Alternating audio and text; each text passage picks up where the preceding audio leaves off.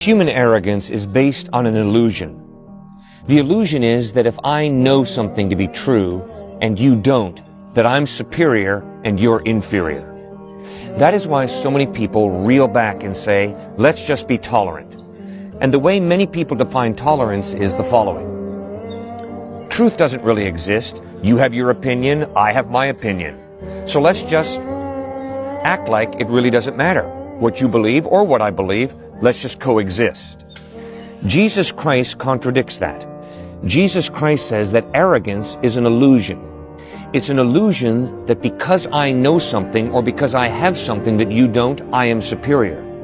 Jesus Christ insisted the truth is that you and I have equal worth because we're created by God for a purpose, because God has given us significance and worth. The solution to arrogance is not giving up truth and pretending that everything is relative. The solution for arrogance is grasping the truth that your value is not based on having more knowledge or more possessions or more skill and talent than I do. That is crucial. In 1 Corinthians chapter 8, verse 1, the Apostle Paul writes, knowledge puffs up. You see, arrogance is not a knowledge problem. It's a character problem. In my arrogance, I look down on you as inferior, and I lift myself up as superior. That is wrong. That's an illusion. It's a mistake about reality. For in reality, I am not superior to you. I'm not inferior to you. Because you and I are both created in the image of God, we have equal value and equal worth.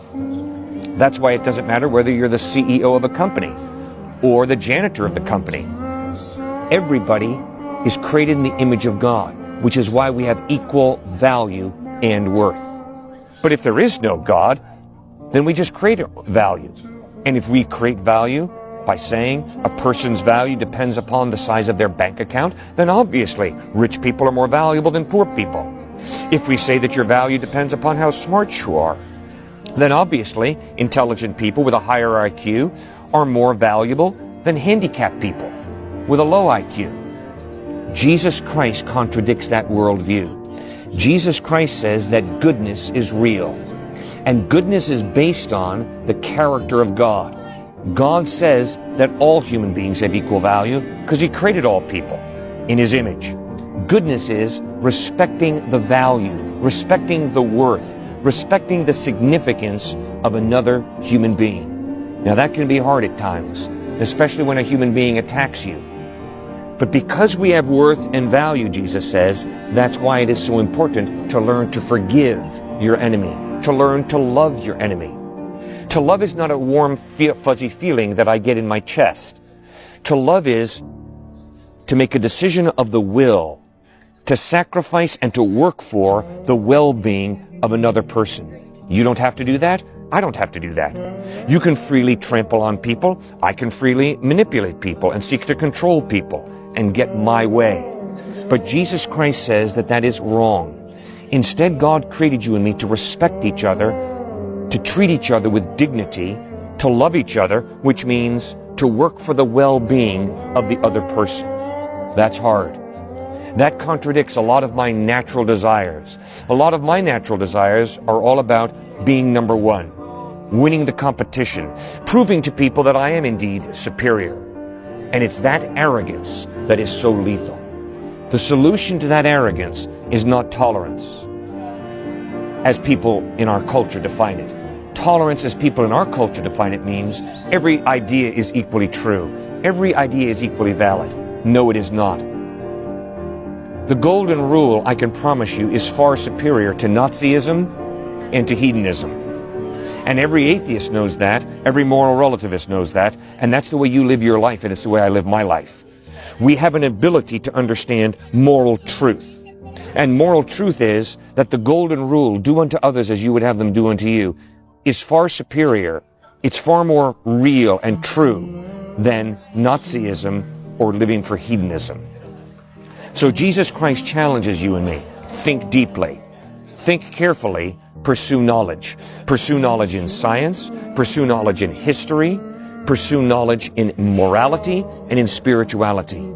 And Jesus points out that all spirituality is not equal. Jesus clearly says, beware of false prophets.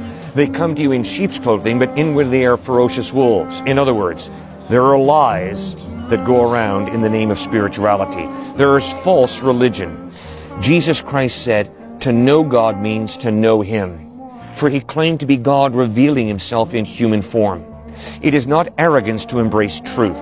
It is arrogance to conclude that I'm superior to you. That's arrogance. The solution to arrogance is not to dismiss truth.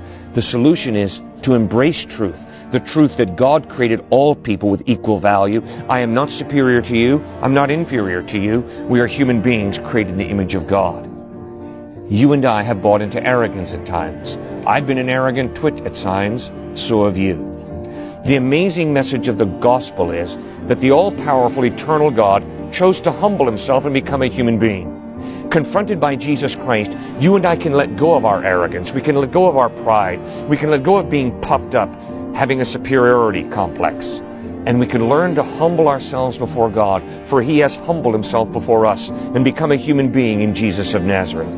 Jesus died on a cross to forgive you and me of our sin. He rose from the dead. He's alive today.